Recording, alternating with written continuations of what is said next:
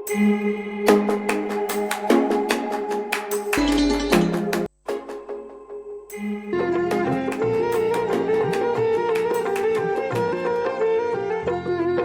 किसान, जय राजस्थान, जय भारत। भारत सरकार के कृषि मंत्रालय के कार्यक्रम कृषि दर्शन में आप सभी किसान भाई बहनों का बहुत बहुत स्वागत। नमस्कार। किसान भाइयों, कहते हैं कि नर नारी का सृष्टि में बराबर महत्व है। कहते भी हैं कि झरने सी निर्मल चट्टानों सी दृढ़ रहती है, जो पावन गंगा जल जैसी सृष्टि को जीवन देती है, जिसमें करुणा ममता समा गई, जो प्रेम के सब रंग रंगती है, वो नारी है, वो नारी है, वो नारी है। हम मना रहे हैं अंतर्राष्ट्रीय महिला सप्ताह। इसीलिए खेती बाड़ी में भी जो महिलाएं पुरुषों के साथ कंधे से कंधा मिलाकर खेती बाड़ी करती हैं, उनसे भी तो आपको मिलाना जरूरी है। आज कृषि दर्शन में एक ऐसी ही नवाचारी महिला किसान से आपकी भेंट करवाएंगे।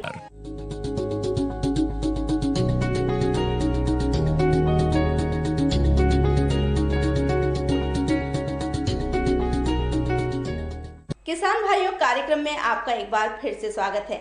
जैसा कि कार्यक्रम की शुरुआत में हमने आपसे कहा था कि आज आपकी मुलाकात करवाएंगे एक ऐसी नवाचारी महिला किसान से, जिन्होंने खेती बाड़ी में परंपरागत खेती को छोड़कर अलग तरीके की खेती कर अपना मुकाम बनाया है और दूसरों के लिए प्रेरणा भी बन रही हैं।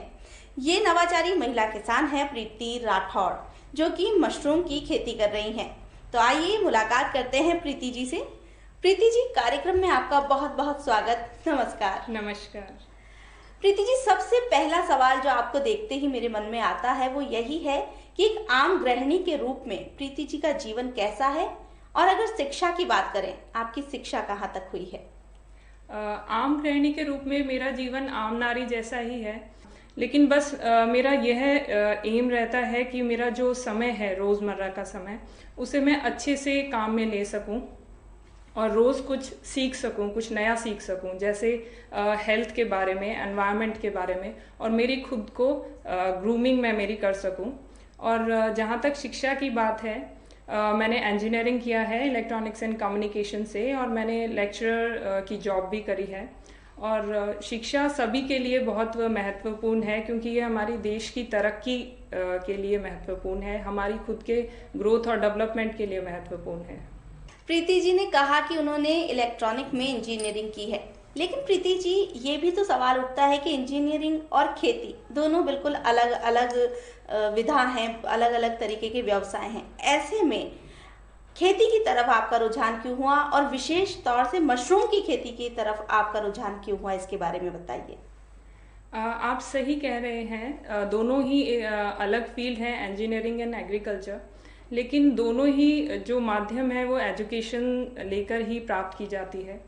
तो मेरा रुझान मशरूम की खेती की तरफ इसलिए हुआ कि जब मेरे बेटे को गेहूं से एलर्जी हुई, तो उसकी इम्यूनिटी बहुत लो हो गई, वो उसके बहुत सारे स्वास्थ्य रिलेटेड इश्यूज थे। तो मैंने उनको पूरा करने के लिए रिसर्च शुरू किया, और उसी समय मैं थायराइड की वजह से भी प्रॉब्लम फेस कर रही थी, हेल्थ इश्यूज थे। तो इसके लिए मैंने जब रिसर्च शुरू किया तो पाया कि ऑयस्टर मशरूम की फार्मिंग बहुत ही अच्छी फार्मिंग मानी जाती है, क्योंकि ऑयस्टर मशरूम्स मेडिसिनल मशरूम्स हैं, सुपर फूड है, और ये हमारे शरीर की बहुत सारी कमियों को पूरा कर सकता है। अब हम आपसे यही जानना चाहते हैं कि आपने कहा ऑयस्टर मशरूम जो है उसमें बहुत औषधीय गुण होते हैं। आपने जब मशरूम की खेती शुरू की, ऑयस्टर मशरूम की खेती की, तो क्या मन में ये विचार था कि इसका बाजार कहाँ मिलेगा, जो लागत हम लगा रहे हैं वो लागत हमें मिल पाएगी? हाँ, इस बारे में मैंने सोचा था, और इसके लिए हमने जब मार्केट रिसर्च किया, इसके विजिट किया, तो हमें आश्चर्य हुआ कि लोगों को पता ही नहीं है कि बटन मशरूम के अलावा भी कोई और मशरूम्स होती हैं। और जब हमने लोगों को इसका पैकेट दिखाया, तो उनका ये रवैया था कि ये तो नॉनवेज लग रहा है, तो वो बहुत ही उत्सुक थे इसके बारे में जानने के लिए।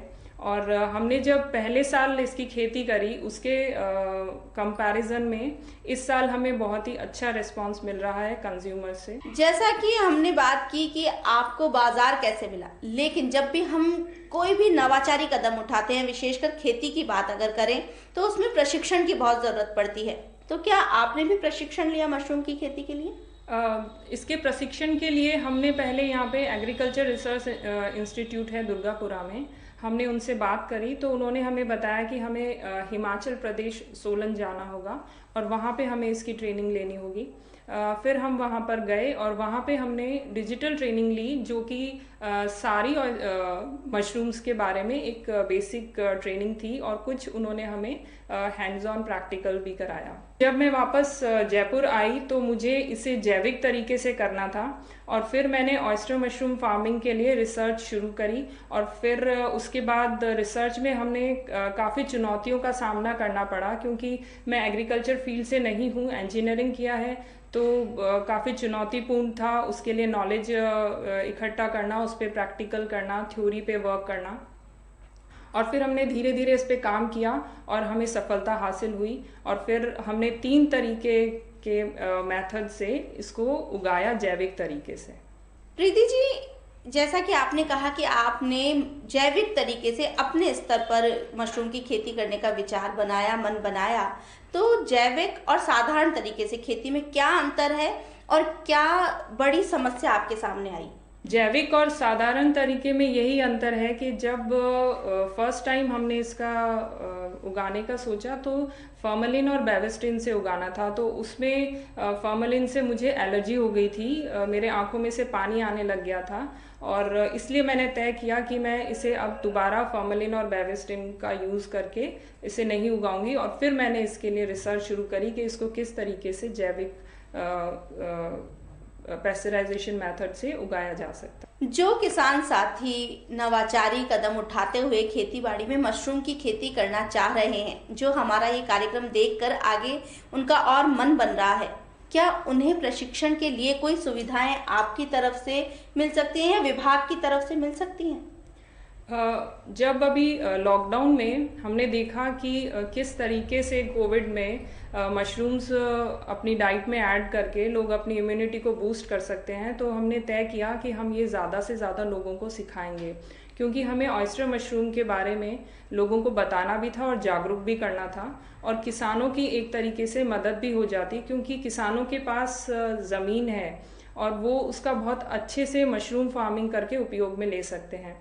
और जो तरीका हम अपना रहे हैं जैविक, वो ग्रोवर के लिए, कंज्यूमर के लिए और एनवायरनमेंट के लिए बहुत ही हेल्दी है। मशरूम एक ऐसा खाद्य पदार्थ, एक ऐसी वनस्पति है जिसमें वसा की मात्रा नगण्य होती है, बहुत कम होती है। ऐसे में जब नवाचारी कदम उठाते हुए हमारे किसान मशरूम की खेती कर रहे हैं तो उन्हें कई तरीके के फायदे भी हो रहे हैं। उन फायदों के बारे में प्रीति जी हम आपसे जानना चाहेंगे। किसान को इसका यही फायदा होगा कि जब वह खुद उगाएगा तो फिर इसे खाएगा भी और अपने रिश्तेदारों में, परिवार में इसको बांटेगा भी और इसके औषधीय गुण भी इसके बारे में सबको बताएगा। और जैसा कि मैंने पहले बताया कि अभी इंडिया में 42 मिलियन लोगों को थायराइड की प्रॉब्लम है और मैंने मेरी रिसर्च में देखा कि डॉक्टर्स के according urban population 80% urban population को विटामिन डी डेफिशिएंसी की कमी है और आयरन 52% वुमेन्स को आयरन की कमी है, जो कि नॉन प्रेग्नेंट वुमेन हैं उनको। तो इस तरीके से ऑयस्टर मशरूम्स हम हमारी डाइट में ऐड करके जब हम इसे रोज़ उगाएंगे तो हम हमारे खाने में भी शामिल करेंगे और हम हमारी इम्यूनिटी को भी बढ़ाएंगे। प्रीति जी, अब हम आपसे जानना चाहेंगे कि मशरूम की खेती करने के लिए क्या विधि है और कौन कौन सी ऐसी सावधानियां हैं जो हमारे किसान जो मशरूम की खेती करना चाहते हैं उन्हें रखनी चाहिए ताकि उन्हें कम लागत में ज़्यादा मुनाफा हो सके। मशरूम की खेती के लिए सबसे बड़ी सावधानी हमें यह रखनी होती है कि हमारे कपड़े, हाथ पैर सब साफ होने चाहिए, क्योंकि इसमें बहुत सारी बीमारियां हम हमारे कपड़ों के साथ, बालों के साथ और हाथों के साथ उस कमरे में लेके जा सकते हैं जिसमें हम मशरूम उगाते हैं। हमें अलग से इसके अंदर चप्पल रखनी चाहिए, हमें बाहर की चप्पलों को यूज़ नहीं करना चाहिए और इसमें मास्क का हमें उपयोग करना चाहिए, क्योंकि अंदर जो CO2 है कार्बन डाइऑक्साइड से हमें एलर्जी हो सकती है। हमें हर रोज़ हर एक बैग को अच्छे से चेक करना चाहिए कि किसी में कोई बीमारी तो नहीं आ गई है और फ्लाइज़ का ध्यान रखना चाहिए और अगर जैसे ही लगे कि बैग में कोई बीमारी आई है तो उसे तुरंत उस रूम से हटा के दूसरे रूम में रख दें और उसका इलाज करें जैविक तरीके से। हम लोग जैविक तरीके से खेती करते हैं। इसके लिए हम बायो एंजाइम्स यूज़ करते हैं, जो कि अभी हम बायो एंजाइम में नीम बायो एंजाइम और तुलसी बायो एंजाइम यूज़ कर रहे हैं। आप नीम का पानी उबाल कर भी इसके ऊपर छिड़क सकते हैं, जो कि बहुत ही लाभदायक होता है। जब हम मशरूम की तुड़ाई करते हैं उस वक्त हमें कौन सी विशेष सावधानियां रखनी चाहिए ताकि कम से कम नुकसान हो? मशरूम की तुड़ाई के समय हमें हमारे हाथ साफ सुथरे रखने चाहिए और तुड़ाई करने से पहले इनमें पानी नहीं डालना चाहिए बैग्स में। तुड़ाई करने के बाद ही पानी का छिड़काव करना चाहिए। और ऑयस्टर और मशरूम्स को तोड़ते टाइम हमें जैसे घड़ी की दिशा होती है उस दिशा में ऐसे घुमा के तोड़ना चाहिए। प्रीति जी, जैसा कि हमने जब देखा मशरूम को तो आमतौर पे जो बटन मशरूम होते हैं गोल गोल छोटे बटन जैसे ही होते हैं, लेकिन ऑयस्टर मशरूम पत्तियों की तरह है। ऐसे में क्या उनके रखरखाव में और बटन मशरूम के रखरखाव में कोई विशेष अंतर होता है? ऑयस्टर मशरूम एक झुंड में पूरा पैदा होता है, सारी पत्तियां आपस में जुड़ी हुई होती हैं। हमें पैकेजिंग के समय ये ध्यान रखना चाहिए कि हम उन पत्तियों को नीचे से जो आपने जहाँ से तोड़ा है उसको थोड़ा सा काट के हटा दीजिए।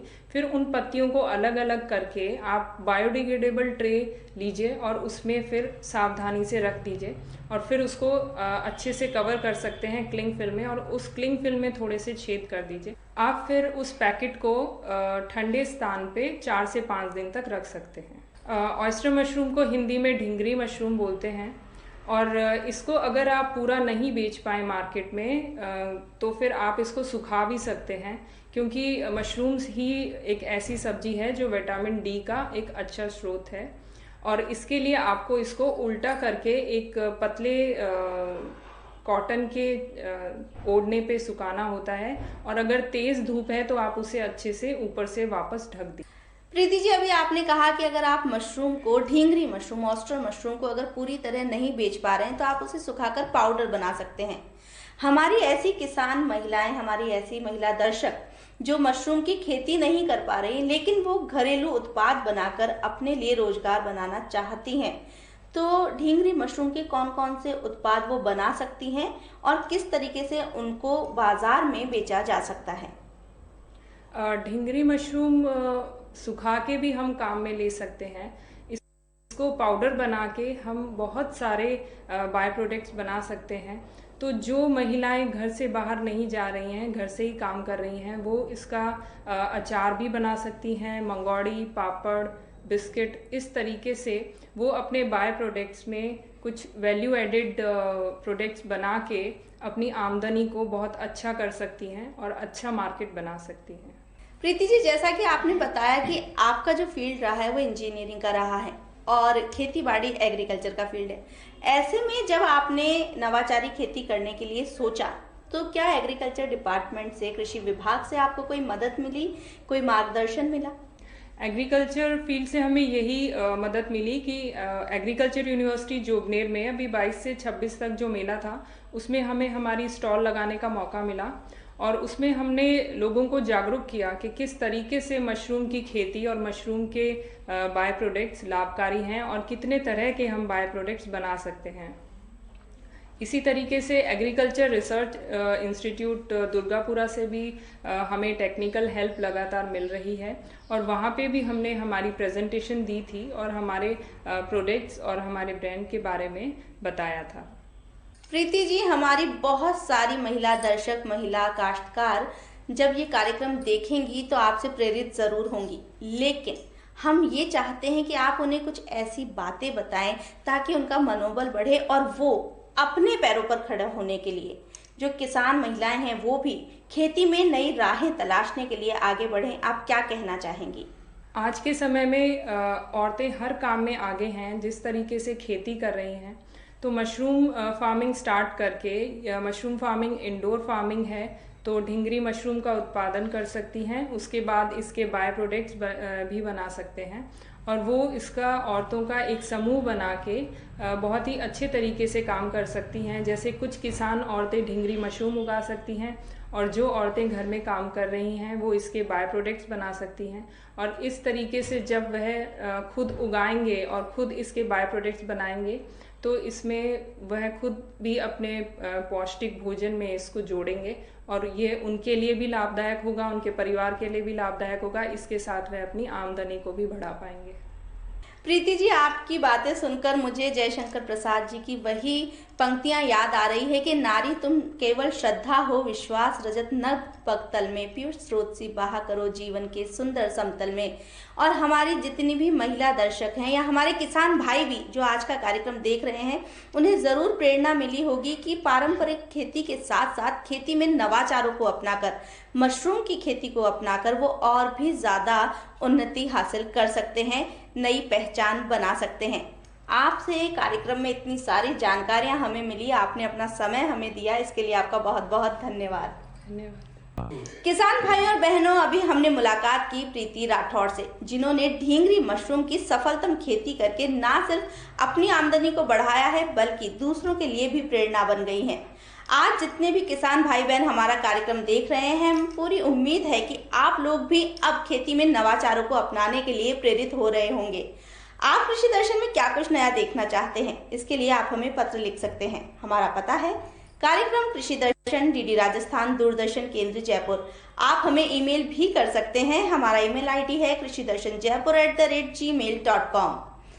अब जानकारियों का सिलसिला बस इतना ही, पर वादा करते हैं कृषि दर्शन में नई जानकारियों के साथ फिर से हाजिर होंगे। अभी दीजिए आज्ञा। जय हल, जय हलधर। किसान भाइयों, अब दूरदर्शन राजस्थान के साथ आप सोशल मीडिया साइट्स पर भी जुड़ सकते हैं। स्क्रीन पर दिए गए QR कोड को अपने मोबाइल से स्कैन कीजिए और देखिए हमारे कृषि संबंधी कार्यक्रम YouTube, Facebook और Twitter पर।